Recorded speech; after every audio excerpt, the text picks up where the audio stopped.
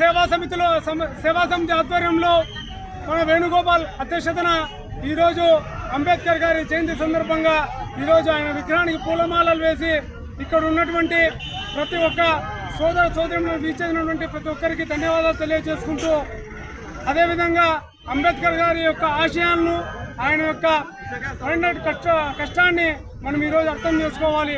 ఏదైతే పాఠశాలలో ఆయనకి దూరంగా పెట్టడం, నీళ్లు పోయడానికి కూడా ఒక పీండు పెట్టారనమాట. అందుకే ఆయన కొటేషన్ ఇచ్చారు, నీళ్లు పీండు లేకపోతే నీళ్లు లేదని. అంటే ఆ కాలంలో ఆనాటి సందర్భాలు, ఆనాటి పరిస్థితుల్లో ఆయనకి కుల వివక్షతగా అంటరానితనంగా చూసేవారు.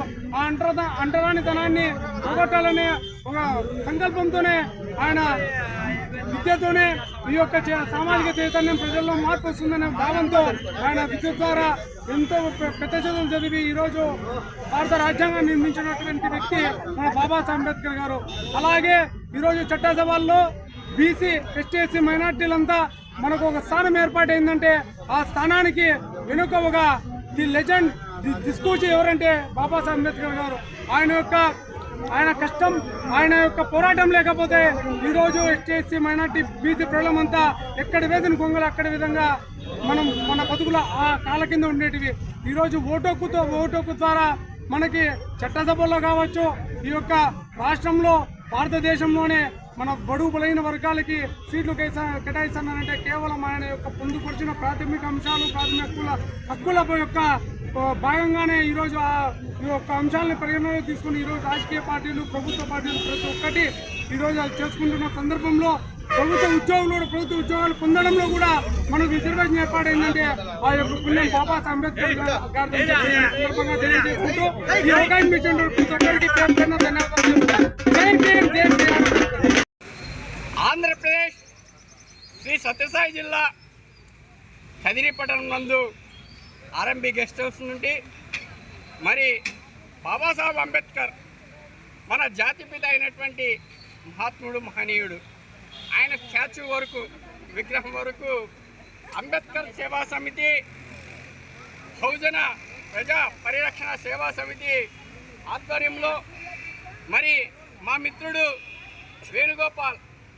వేణుగోపాల్కి అభినందిస్తున్నా. మరి అలాగే ఇక్కడికి వచ్చినటువంటి నా సోదరీమణులందరికీ కూడా పేరు పేరున అక్కలకి, చెల్లెళ్ళకి, పెద్దలకి, అన్నలకి, తమ్ముళ్ళకి కూడా ఉద్యమ అభినందనలు తెలుపుతున్నా.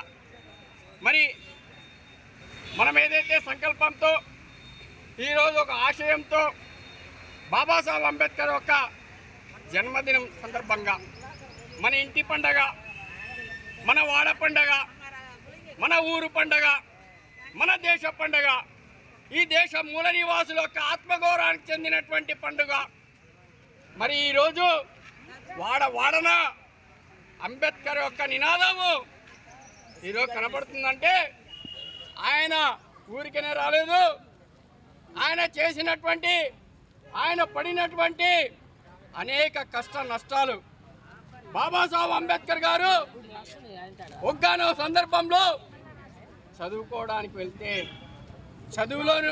స్కూల్లో నుండి నెట్టివేసేటువంటి పరిస్థితులు, నీరు తాగడానికి వెళ్తే నీళ్ళు ఇవ్వకుండా అవమానం చేసినటువంటి పరిస్థితులు. మరి బాబాసాహెబ్ అంబేద్కర్ గారు చెప్తారు, అయ్యా నేను అంటరాని వాణి అని ఈ దేశంలో చూస్తున్నారు. మరి అంటరాని వాడు అయిన నేను, మైలపడ్డ నేను నా యొక్క ప్రజల కోసం ఏం చేయాలి, నా ప్రజల కోసం ఏం సాధించాలి, నాకు ఈ విధంగా జరుగుతుంది. మా తండ్రి గారికి సుబేదార్ ఆయనకి అదే విధంగా జరిగింది. మరి ఆనాడున్నటువంటి పరిస్థితుల్లో చూస్తే కండు పొడిచేటువంటి వారు, చదివితే నాలుగు కోసేటువంటి వారు, ఇంటే చెవులో సీసం పోసేటువంటి వారు.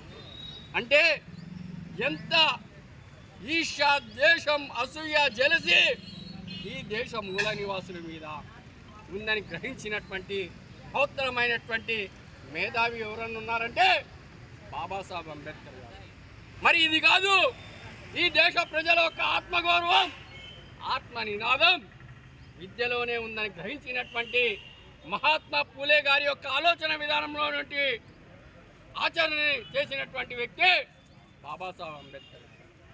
మరి ఆయన అనేకమైనటువంటి ఆటుపోట్లను ఎదుర్కొని మరి లండన్ యూనివర్సిటీలో ఆయనకి అవకాశం వస్తే సాహు మహారాజ్ గారి యొక్క సహాయ సహకారాలతో అక్కడ చదువుకుంటే ఆయన ఖర్చులు ఉంటాయి కదా, ఆ ఖర్చులకు డబ్బులు కావాలంటే రమాదేవి అంబేద్కర్ తల్లి గారు ఆమె బిడ్డల్ని పనంగా పెట్టి పాచి పనులు చేసుకుంటూ కూలీ నాలి పనులు చేసుకుంటూ అంబేద్కర్ గారికి ఇండియా నుండి లండన్కి డబ్బులు పంపించేటువంటి పరిస్థితి. మరి ఆయన బిడ్డలు 5 మంది ప్రాణత్యాగం చేశారంటే దేనివల్ల చేశారో మనం గుర్తించుకోవాల్సినటువంటి అవసరం ఉంది. ఆయన 5 మంది బిడ్డలు ఏ విధంగా చనిపోయారు? రక్తహీనతతో చనిపోయారు, తిండి లేక చనిపోయారు. అంత గొప్ప వ్యక్తి బిడ్డలు తిండి లేక చనిపోయారు. దేనికోసం? భావి భారత బహుజన రాజ్యాధికారం కోసము.